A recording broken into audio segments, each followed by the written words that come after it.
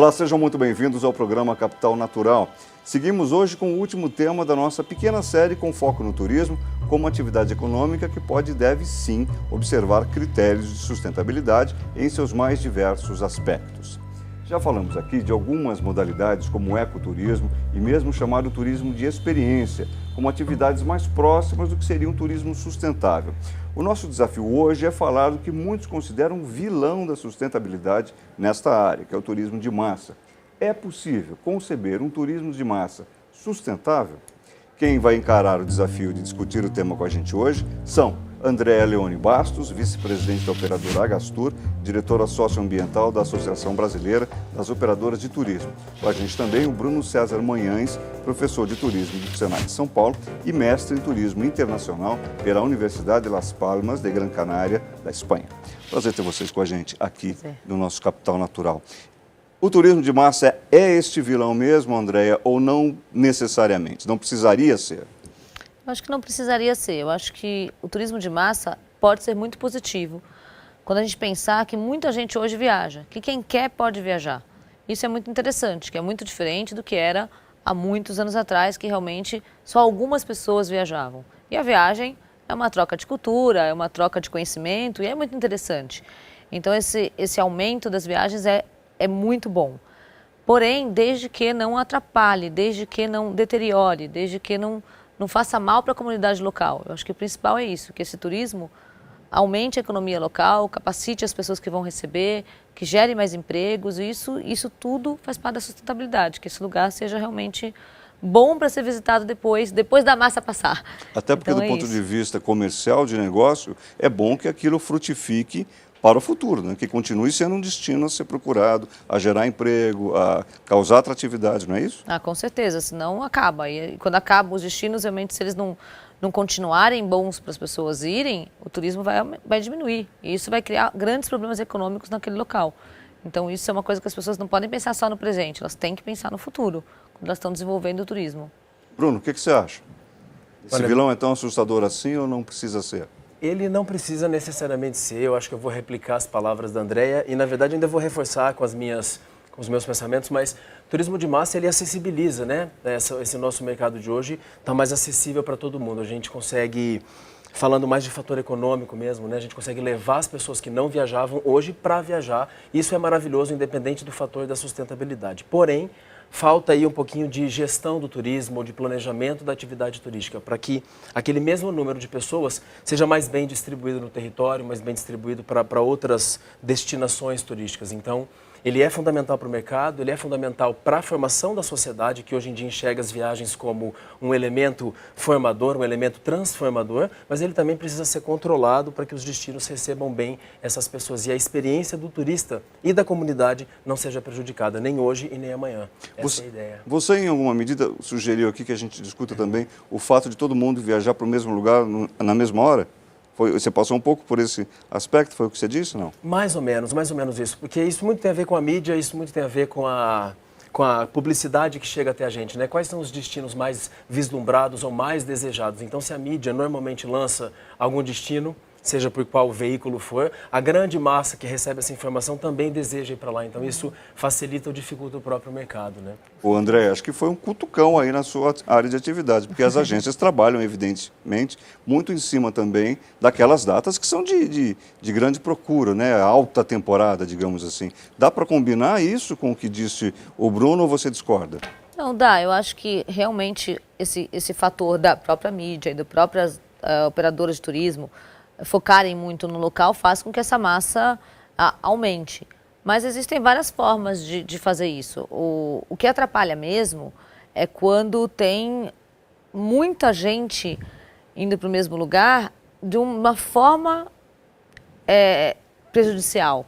Isso significa que não foi feito bons acordos no local, que você não tem uma boa empresa de receptivo, que são as empresas que recebem o turista lá. Se você já se preocupa com escolher bem essa empresa, ela vai receber bem seus turistas, ela vai indicar bem onde eles podem ir ou não podem ir, ela vai indicar restaurantes que são bons para a comunidade, ela vai indicar lugares de artesanato que estão criando também boa economia, por exemplo, que vai fazer com que as pessoas vendam mais o artesanato deles. tem lugares, por exemplo, que forçam o trabalho local, as pessoas que trabalham que são do local. E outros que não, por exemplo, e outros que trazem gente de outros locais. Então, esses lugares que realmente têm essa sustentabilidade como em mente, elas fazem que realmente o pessoal local trabalhe, o pessoal local se desenvolva. Isso as operadoras, quanto mais elas vendem esses destinos e se preocupam com quem está recebendo o turista, elas ajudam nisso. Mas então, pera um pouquinho, a gente vai ter que separar aí os destinos que são ditos sustentáveis ou voltados à sustentabilidade e aqueles destinos de massa que são, como eu brincava anteriormente, a alta temporada. Por exemplo, estou lhe perguntando, o Carnaval, todo mundo quer ir para determinados destinos que a gente conhece, Rio de Janeiro, Salvador, não é? Algumas localidades que concentram, sei lá, quase todo mundo quer viajar para lá. Salvo uns ou outros, como eu, que fogem um pouco das aglomerações. Mas, enfim, também já tive a oportunidade de passar a alta temporada ou datas mais conhecidas em grandes centros. Mas então a gente vai ter que separar esses destinos desses momentos daqueles que são sustentáveis. Não dá para pensar num grande carnaval em Salvador, também destinado para quem quer trabalhar com a sustentabilidade e quer se divertir preservando a sustentabilidade? Eu acho que sim, eu acho que dá para ter também. A gente vende, por exemplo, muito Salvador, eu trabalhei em muitos carnavais no Salvador, e a gente vê muita gente vivendo daquilo e bem, porque você cria muito trabalho nessa época também. Então, é o que a gente diz, muita gente está preocupada com a sustentabilidade lá em Salvador durante o carnaval também. É uma questão educacional. É uma questão que eu acho que a gente não pode, eu não gosto de generalizar nada. Eu não acho que todo destino que vai a uma massa não é sustentável, como eu não acho que todo turista que viaja em massa é um turista que não está preocupado com a sustentabilidade. Eu acho que quem vai, como a gente deu exemplo, o Carnaval de Salvador, tem muita gente também preocupada com a sustentabilidade lá no meio daquela multidão, mas quer se divertir. O fato de você estar num local que tem uma festa imensa não significa que não é sustentável. Tem muita gente que ganha com aquele trabalho mais do que ganhou o ano inteiro. Você envolve uma economia enorme em Salvador no Carnaval, que é para as pessoas locais, não é para os turistas. E isso não tende a ser mais danoso para este ambiente? Eu digo assim, essa exploração tão intensa e com tanto apelo, olha, trabalhando no Carnaval em Salvador, você vai ganhar mais grana do que o resto do ano, aquilo nos chama gente demais para um lugar só, explorando o que existe de possível ali em termos de recursos naturais, em termos de recursos culturais, em termos de disponibilidade financeira e econômica, num período de tempo concentrado demais, isso não é danoso? Olha, eu não considero danoso. Eu acho que poderia ser mais controlado. Como? Poderia ser melhor. Com mais estrutura, com mais capacitação. Por exemplo, falta estrutura básica às vezes, então isso prejudica um pouco o meio ambiente. Falta, às vezes, educação e capacitação das pessoas que estão trabalhando ali para o Carnaval. Então, se fosse, às vezes, mais bem organizado, estou falando deste exemplo, como são em vários outros, logicamente, que tem muita gente. Mas eu acho que o fato de ter 4, 5 dias mais fortes, com muita gente, e com muita gente ganhando dinheiro com isso, que é o pessoal local, não é danoso. Acho que pelo contrário. E é uma coisa que dá para, vamos dizer, dá para levar para um lado positivo. Poderia ser melhor. Poderia ser mais bem estruturado para que não tivesse nenhum dano. Bruno, o que você acha? As agências, não exclusivamente as agências, mas todo o setor turismo, como a gente conhece, ele concebe hoje em dia, na sua visão, claro, a questão da sustentabilidade de maneira mais dedicada, ou é uma utopia nossa imaginar que dá para chegar a isso que discutimos com o André? Está muito longe da nossa realidade.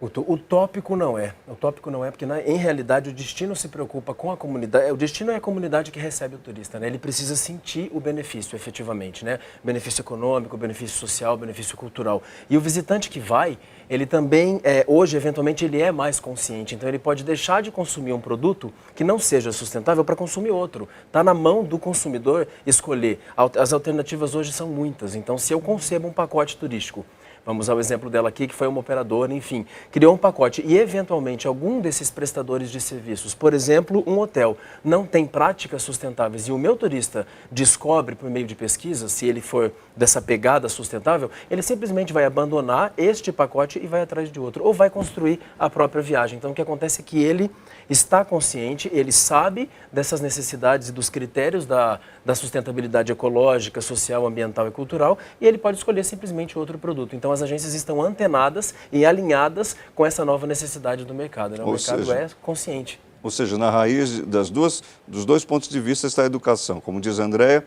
a educação para capacitar, por exemplo, quem vai trabalhar, quem é local e vai trabalhar. E da sua ótica, também a educação para aquele turista fazer a opção entre a sustentabilidade e ou outra forma de turismo e, de preferência, tanto numa situação quanto em outra, visitando, explorando, se divertindo, sem prejuízo a essa sustentabilidade como um todo. Exatamente. Né? Acho que vai um pouco por aí. A ideia central é não deixar de usar, não deixar de usufruir de forma ideal no dia de hoje. A ideia é que o turismo sustentável, hoje eu consigo usufruir daquilo tudo de maneira positiva, mas também eu preciso resguardar tudo aquilo para que amanhã alguém também possa participar da mesma festa, da mesma folia, com a mesma qualidade da experiência. Então, não é deixar de lado, é usar, mas de forma controlada e consciente, para que amanhã as pessoas também, a nova demanda que chega, também vai poder usar e usufruir com a mesma sensação de experiência positiva. Tá bom, a gente já vai retomar já. Vamos agora ao nosso primeiro intervalo. Na volta, continuamos debatendo turismo de massa sustentável. Fique agora com as notícias do dia no Band News TV. Até já.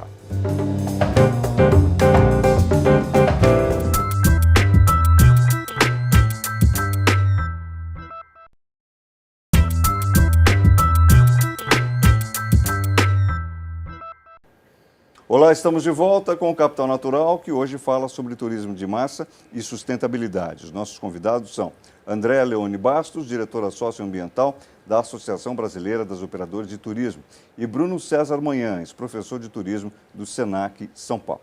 André, essa nova demanda, vocês percebem o interesse crescente das pessoas pelo turismo sustentável? De que maneira? Ou ainda não tem uma escala que, enfim, já tenha atingido uma proporção a ponto de levar as agências a se reposicionar, dizendo assim, opa, pera lá, tem uma turma aqui crescendo que quer cuidar mais da sustentabilidade do que propriamente lá explorar intensivamente os destinos? Olha, no nosso dia a dia, a gente ainda não sente tanto. Eu acho que está engatinhando. Já existe uma pequena procura, mas é pequena. Mas existe uma boa preocupação já das associações de turismo. Já existe, eu como na Brastoa, por exemplo, a gente tem uma grande preocupação com isso. Nós já estamos no 3º prêmio de sustentabilidade para a cadeia turística. E as agências de viagens, os operadores estão começando a se envolver bastante nisso com a preocupação do consumidor.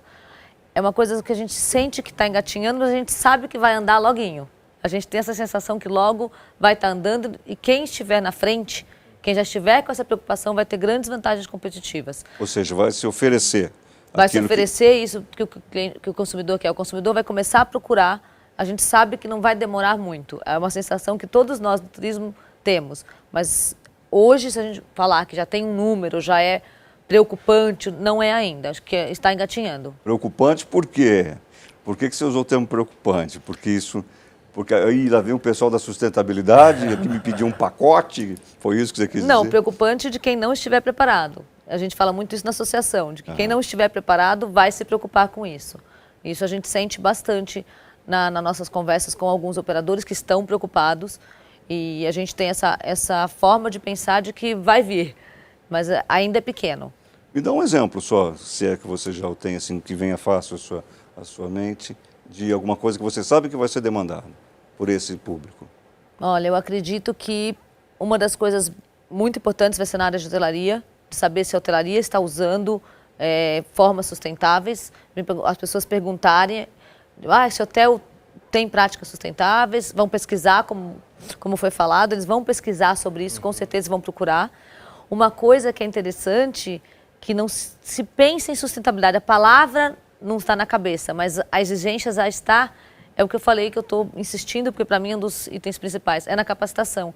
Eles já perguntam se os guias, eles já às vezes criticam um guia ou outro, já perguntam, olha, a empresa que vocês estão trabalhando em tal lugar ou em tal país, eles capacitam os guias, eles se preocupam com isso, os carros ou os ônibus têm seguro, os carros têm... Isso tudo é sustentabilidade.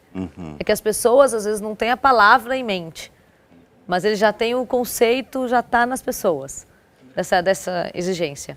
Posso complementar a sua Por fala, favor. se me for permitido? Claro. Eu diria que hoje, como eu sou mais ligado ao setor da educação, a gente tem tentado formar profissionais, seja por meio de capacitação, de cursos técnicos ou ainda de graduações, que já estejam vinculados à sustentabilidade. Então, o profissional hoje que cai no mercado, ele já é vinculado às ideias e às práticas da sustentabilidade, justamente para atender às necessidades desse consumidor, que vem pedindo práticas, né, econômicas, sociais, culturais, políticas e geográficas, que é o caso do turismo mesmo.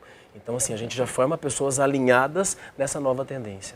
Agora, Bruno, você tem uma experiência no exterior também. Como a exemplo do que eu perguntei para a Andréia, a sua vivência fora do Brasil demonstrou que uma demanda, como ela mencionou, em algum momento vai explodir aqui no Brasil também, se é que já não está acontecendo, ou lá fora está muito diferente, muito adiantado em relação ao Brasil. Como é que você percebe isso? Lá fora eu imagino que já, em determinadas localidades, já se exija mais o turismo sustentável. Né? Guto, a minha experiência na Europa, estudando na Espanha, a Espanha é um dos países mais clássicos de turismo, o motor econômico da Espanha é o turismo há muitos anos, e eles não foram sustentáveis durante um tempo. E esse tempo no qual eles não foram sustentáveis, hoje eles estão colhendo coisas negativas, que é justamente equipamentos obsoletos, destinos que já estão absolutamente massificados, superlotados. Então, o turista não quer mais ir para algum destino que a experiência dele seja ruim, porque ele vai para uma praia absolutamente lotada e ele volta das férias precisando tirar férias, de tão cansativo. Então, esse não é o turismo ideal. Na Europa, a questão da sustentabilidade é muito mais antiga, né? Chegou aqui para a gente não faz muito tempo, mas a gente já está alinhando tanto os profissionais como o trade turístico todo, né, da parte operacional e de vendas, para que as coisas funcionem nessa pegada sustentável, com toda certeza. É adiantado lá, mas aqui a gente está correndo atrás, com certeza. Bacana. Voltamos daqui a pouquinho a conversar então sobre o nosso tema de hoje, o turismo de massa e sustentabilidade. Você fica agora, como de hábito, com as notícias do dia no Band News TV. Até já.